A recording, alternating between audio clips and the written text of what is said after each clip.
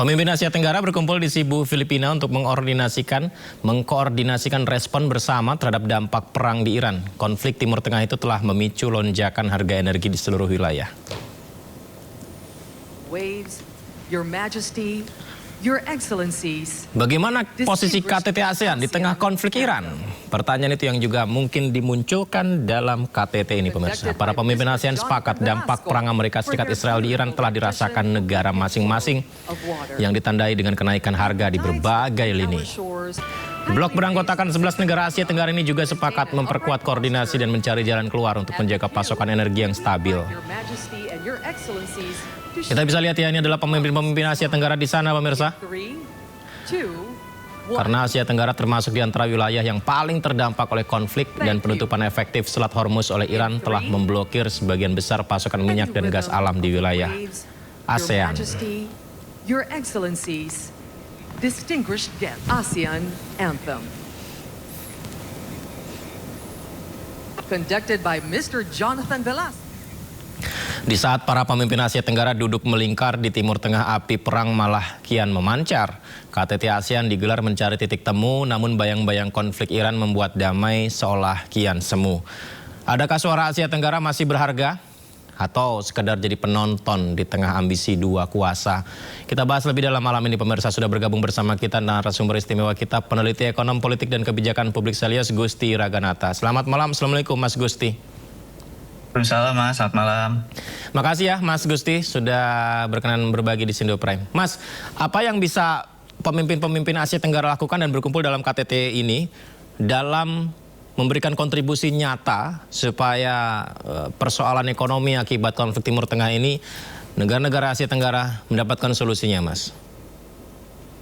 KTT ASEAN tahun ini yang dipimpin oleh Filipina ya, presidensi Filipina di tahun 2026 ini membawa beberapa topik utama, salah satunya penguatan ekonomi kawasan dan juga kesejahteraan koridor ekonomi gitu ya.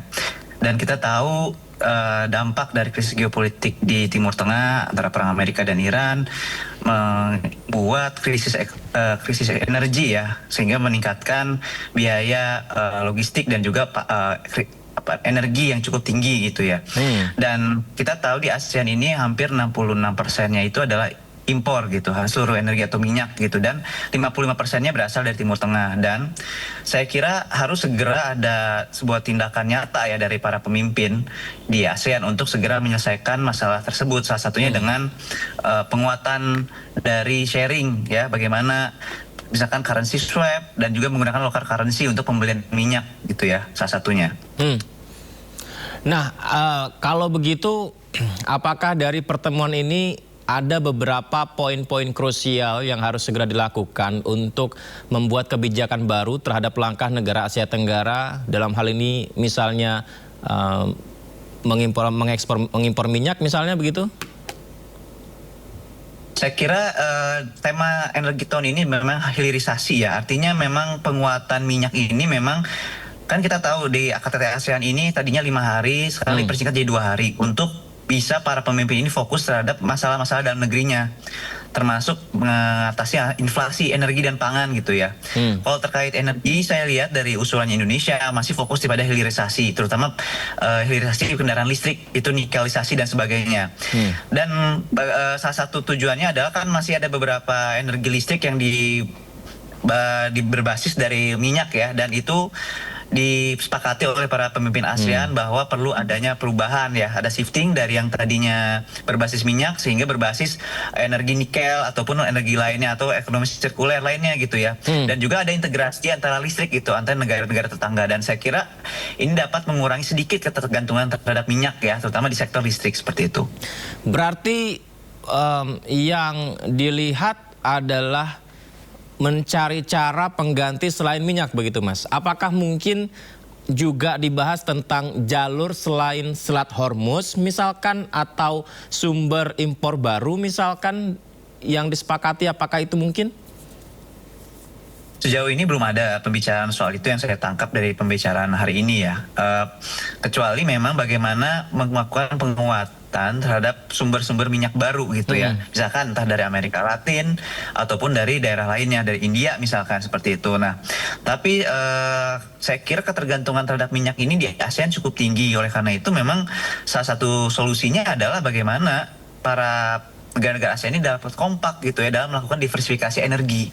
Untuk pertama tergantungan minyak, satu impor terhadap di Timur Tengah, kedua juga bagaimana agar misalkan di negara-negara ASEAN nih seperti Malaysia dan Indonesia ini kan kaya akan barang substitusi minyak seperti sawit dan nikel.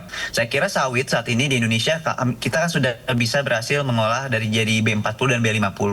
Walaupun kita tahu sawit memang banyak masalahnya ya terhadap lingkungan, tapi memang itu menjadi salah satu solusi lah yang dalam jangka pendek.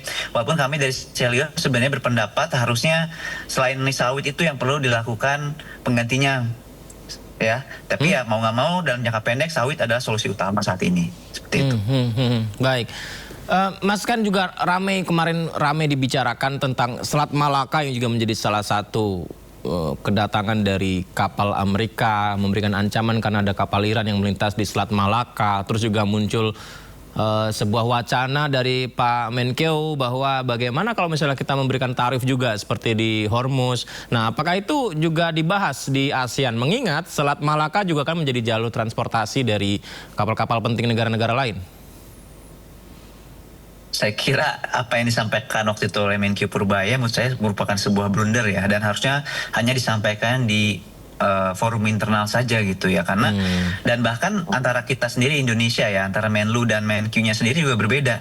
Di saat Menteri Keuangannya menyampaikan ada wacana seperti itu, Menlu-nya menolak. Bahkan satu hari setelah Menkyu kita Pak Purbaya itu nyampe seperti itu, negara seperti Singapura dan Malaysia yang dilewati oleh Selat Malaka langsung menolak dengan tegas, dan bahwa Selat Malaka adalah harusnya dilewati dan diatur secara regional gitu ya, secara 3 negara dan secara sepakat dan secara seimbang dan setara gitu ya. Tidak ada hak yang memaksakan bahwa harus dipajaki dan sebagainya. Dan menurut saya ini dapat mempermalukan juga Indonesia di mata dunia ya, maksud saya dengan ucapan-ucapan seperti dan ini tidak layak disampaikan di forum internasional harusnya. Negara mana yang paling bisa atau paling siap, Mas, di Asia Tenggara ini menyikapi apa yang terjadi di Timur Tengah? Apakah semuanya dalam kondisi yang krusial, kesulitan, Mas? Apakah itu juga dibahas? Saya kira melihat kondisi geopolitik hari ini ya, dengan harga minyak saat ini hampir tidak ada negara ASEAN yang benar-benar siap gitu ya menghadapi. Tapi beberapa pemimpin negaranya sudah berada dalam kondisi emergency atau dalam state of crisis lah. Jadi state of crisis mereka sudah lebih kuat ya, dan dalam menyikapi krisis ini, terutama dalam menyikapi harga BBM yang terus menaik di dalam negerinya masing-masing. Seperti Filipina, mereka melakukan langkah-langkah darurat seperti WFH dan sebagainya ya, untuk sekolah dan juga untuk kantor-kantor pemerintahnya. Saya kira Singapura juga demikian, seperti itu, menyikapi dengan measure-measure yang cukup terukur gitu ya. Kita di Indonesia juga sudah ada beberapa langkah yang dilakukan, salah satunya WFH dari pegawai negeri di hari Jumat. Lalu juga ada bagaimana kenaikan ya harga BBM non subsidi, terutama diesel ya. Tapi yang saya catat ya, ada beberapa non subsidi yang mungkin dapat jadi beban gitu ya, terutama di Pertamax dan sebagainya. Ini mungkin kita atau Pertamina mungkin dapat jebol ini kasnya kalau misalkan terus-terusan disubsidi seperti ini. Perlu ada langkah lainnya secara tegas ya untuk menangani hal tersebut seperti itu. Mas Gusti, WFH tadi apakah juga cukup efektif, Mas, untuk bisa memberikan efisiensi dan mengefektifkan minyak yang ada di dalam negeri? Saya kira untuk WFH ASN ya, memang paling efektif hanya untuk mengurangi hanya sedikit gitu ya. Karena sebetulnya kebijakan ini masih belum diikuti oleh banyak sektor swasta untuk melakukan WFH. Kita bisa lihat di beberapa waktu masih tetap penuh ya, misalkan di Jumat ataupun beberapa hari lainnya juga masih tetap penuh gitu, dan artinya dirumahkannya atau WFH-nya ASN ini masih belum cukup efektif untuk menekan konsumsi BBM seperti itu. Mas, saya ingat apa yang disampaikan Presiden ke-7 RI Pak Joko Widodo, we walk the talk, not only talk the talk. Nah, kalau KTT di Filipina ini, kita kan nggak pengen ya cuman hanya sekedar narasi, sekedar formalitas, karena ini di depan nyata, di depan mata kita gitu, ada kondisi sulit ini begitu. Apakah KTT akan bisa memberikan hasil optimis bagaimana nanti langkahnya untuk segera dikerjakan? dari sisi kami ya, kami pesimis ya melihat bahwa KTT ke-48 ini dapat memberikan suatu hal yang konkret, mengingat satu, dari harinya dipersingkat dari 5 hari ke 2 hari, di mana setiap negara ini juga harus fokus ya ke dalam posisi masing-masing, itu satu. Kedua, kadang keputusan ASEAN itu tidak mengikat secara formal gitu terhadap kebijakan satu negara. Mungkin dapat memberikan inspirasi, tapi tidak mengikat secara hukum dan juga legal terhadap kebijakan satu negara gitu ya. Dan ketiga, sebenarnya ini memang dijadikan sebagai panggung diplomasi dari Indonesia ya dalam memberikan solusi-solusi terhadap regional situation saat ini ketika di area krisis geopolitik saat ini untuk krisis minyak gitu. Makanya Presiden Prabowo menyampaikan fokusnya dua dari Indonesia mengusulkannya, yaitu fokus untuk menangani masalah energi dan juga kedua pangan. Terutama bagaimana menavigasi ke depannya masalah energi, harus ada alternatif, dan juga bagaimana memastikan bahwa di ASEAN ini ada semacam bank pangan ya untuk mencegah adanya krisis pangan yang diakibatkan oleh mahalnya logistik dan tingginya biaya harga makanan dan sebagainya, seperti itu. Mas Gusti, berikutnya kita akan bahas yang disoroti Presiden Prabowo Subianto juga ya Mas ya dalam KTT ASEAN. Tapi kita simak dulu informasinya bagaimana Presiden Prabowo menyoroti isu ketahanan energi sebagai tantangan utama yang mendesak untuk dihadapi bersama. Berikut ini.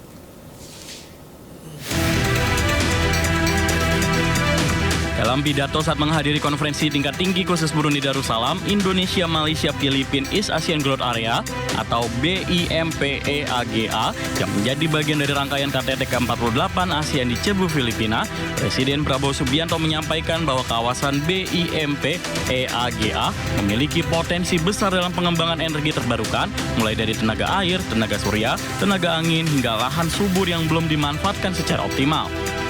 Presiden Prabowo menegaskan kesiapan negara-negara anggota ASEAN untuk memanfaatkan potensi tersebut demi memenuhi kebutuhan kawasan sekaligus mendukung transisi energi ASEAN.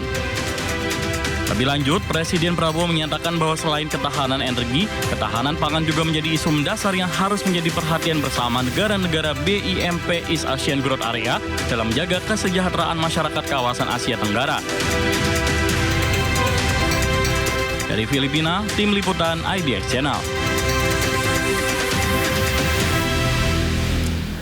Baik, kita lanjutkan dialog kita bersama Mas Gusti. Mas Gusti, ini yang tadi persis seperti yang Mas Gusti sampaikan ya, beberapa kali disampaikan tentang potensi energi terbarukan, memaksimalkan energi baru, tidak hanya mengandalkan dari energi dari fosil saja begitu. Tapi seberapa mungkin kita bisa segera merealisasikannya? Potensinya seberapa besar untuk Indonesia, Mas Gusti? Saya kira beberapa kebijakan dasar ya seperti manfaatkan sawit ya, diesel B50/40 saya kira sudah dilakukan secara mendasar ya beberapanya ya. Itu satu. Kedua, satu tadi ya, sawit sudah mulai dilakukan dan mungkin storytelling dari Indonesia ini bisa disampaikan kepada seluruh negara di ASEAN bahwa Indonesia siap sebetulnya menjadi salah satu energi baru ya dari sawit, misalkan seperti itu. Tapi kita juga harus lihat potensi negatif dari sawit yang kita tahu ya, seperti itu. Kedua, masalah pangan tadi kita lihat dari pangan sendiri, Indonesia juga kan kita punya program-program ya yang misalkan cetak-cetak sawah dan sebagainya ya.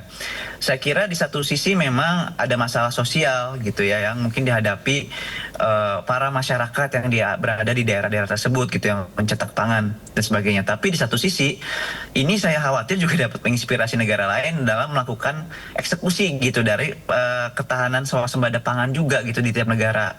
Harusnya memang walaupun dieksekusi secara cepat tapi juga harus memikirkan bahwa dampak sosialnya gitu dari bagaimana swasembada pangan dan energi gitu di lapangan. Kita lihat banyak sekali konflik-konflik juga yang terjadi baik itu agraria ataupun energi yang terkaitan dengan swasembada gitu ya. Jadi memang saat ini mendesak tapi juga harus dilakukan dengan proses dan juga cara yang baik dan benar seperti itu.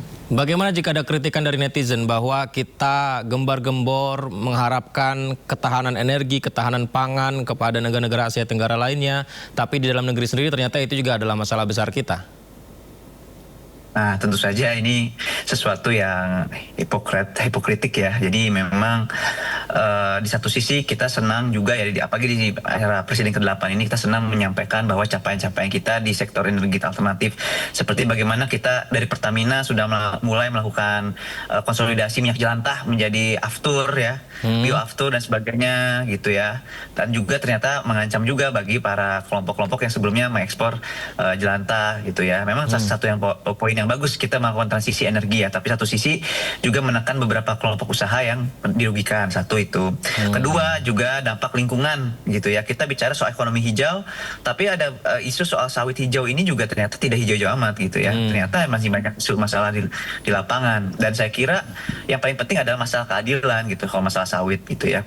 Bagaimana masyarakat juga dapat diuntungkan, tidak hanya orang-orang yang memiliki lahan yang luas seperti itu. Jadi semuanya harus diberikan keadilan, dan juga jangan lupa bagaimana proses mitigasi dari dampak tanah yang rusak akibat sawit. Dan itu juga perlu dipikirkan. Jadi kita tidak hanya mendapatkan keuntungan dalam jangka pendek, tapi juga mendapatkan keuntungan dalam jangka panjang, sehingga sustainability itu tidak hanya sekedar jargon, tapi juga memang benar-benar dipraktikkan gitu. Kalau soal sawit tadi, Mas Gusti, apakah rakyat harus memahami pertimbangan pemerintah dengan kondisi dunia yang terjadi ini dan melihat potensi dari sawit sendiri, ataukah kita juga harus melihat sisi lainnya bahwa itu ada dampak yang menyulitkan masyarakat misalkan begitu? Tapi kan ini kan juga di depan mata, lagi-lagi persoalan konflik Timur Tengah sudah mempersulit ekonomi kita, dalam hal ini sulit memasok minyak. Saya kira memang kuncinya ada di komunikasi ya. Seringkali di dua rezim terakhir ya, Presiden ke-7 dan ke-8 ini masalahnya ada komunikasi. Bagi saya ketika mereka melakukan sesuatu ya terkait transisi ataupun yang berkaitan dengan masyarakat kecil, itu seringkali komunikasi tidak efektif dan memanfaatkan cara-cara yang koersif gitu, dan ini membuat masyarakat juga dirugikan gitu. Nah, walaupun kita tahu ada krisis di depan mata, makanya komunikasi mengenai krisis inilah yang harus dikedepankan gitu. Jangan sampai kita bicara krisis tapi kita sendiri tidak memperlihatkan bahwa kita dalam keadaan krisis gitu ya. Misalkan jangan sampai ada masyarakat dirugikan gitu ya oleh sawit, tapi masyarakat lain atau pemilik sawitnya tidak mengalami hal-hal yang serupa gitu. Dalam artian harus ada rasa kebersamaan dan solidaritas yang dibangun. Dan itu salah satu dimulai dengan komunikasi yang baik itu dari warga sekitar sawit, dan juga bagaimana orang yang memiliki sawit itu sendiri ya, kalau kita bicara soal transisi energi dari sawit seperti itu. Baik, Mas Gusti, terima kasih banyak ya Mas ya, sudah berkenan berbagi di Sindo Prime. Sehat selalu Mas Gusti, selamat malam. Assalamualaikum. Malam, salam. Pemirsa, negara-negara ASEAN sepakat menyelesaikan perundingan ASEAN Digital Economy Framework Agreement atau DEFA yang ditargetkan ditandatangani pada KTT ASEAN November 2026 mendatang. Kesepakatan ini menjadi langkah penting ASEAN memperkuat integrasi ekonomi digital kawasan di tengah pesatnya perkembangan transformasi digital global. Indonesia hadir dalam konferensi tingkat tinggi ASEAN ke-48 di Cebu, Filipina. Dalam forum negara-negara kawasan Asia Tenggara, Indonesia mendorong penyelesaian perundingan ASEAN Digital Economy Framework Agreement atau DEFA. Di mana DEFA sendiri pertama kali diinisiasi saat Indonesia menjadi ketua ASEAN pada 2023 silam. Perjanjian DEFA ini disebut menjadi kerangka ekonomi digital regional komprehensif pertama di dunia dan diharapkan mampu memperkuat posisi ASEAN sebagai pusat ekonomi digital global.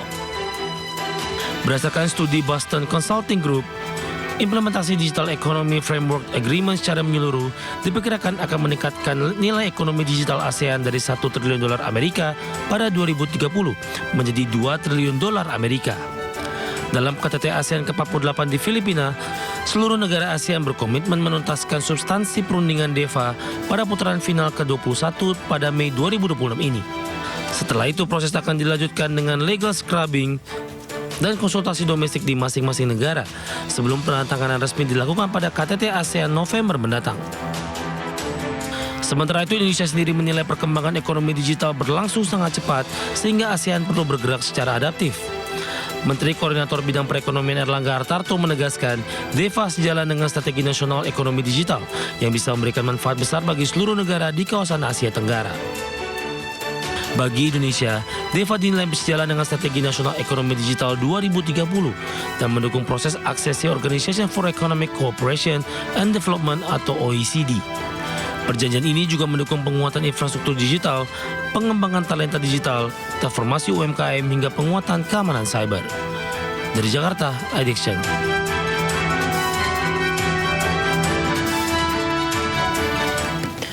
Berikutnya di sela-sela rangkaian konferensi tingkat tinggi ke-48 ASEAN, Indonesia dan Filipina resmi menyepakati kerjasama strategis di sektor industri nikel, di mana kesepakatan itu ditandai dengan penandatanganan nota kesepahaman atau MOU Strategic Nickel Industry Development Cooperation antara Asosiasi Penambang Nikel Indonesia dengan Philippine Nickel Industry Association.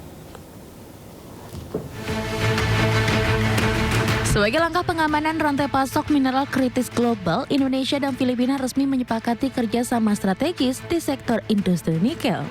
Kesepakatan tersebut ditandai dengan penandatanganan nota kesepahaman atau MOU Strategic Nickel Industry Development Corporation antara Asosiasi Penambang Nikel Indonesia atau APNI dan Philippine Nickel Industry Association atau PNIA.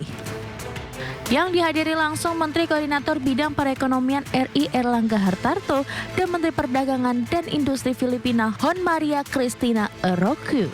Erlangga menekankan bahwa nikel sebagai mineral kritis memiliki peran sentral dalam proses transisi energi kawasan. Menurutnya optimalisasi nikel tidak hanya terbatas pada sektor industri dasar, melainkan bermuara pada stabilitas ketahanan energi. Erlangga juga menegaskan bahwa hilirisasi nikel berkontribusi langsung terhadap bauran energi bersih dan berkelanjutan. Sedangkan untuk mengamankan pasokan tersebut, kerjasama ini akan menjadi fondasi bagi pembentukan Indonesia-Philippine Nickel Corridor, di mana koridor ini dirancang sebagai platform terstruktur yang mengintegrasikan kekuatan hilirisasi dan smelter di Indonesia dengan pasokan biji nikel di hulu dari Filipina. Dari Filipina, tim liputan IDX Channel.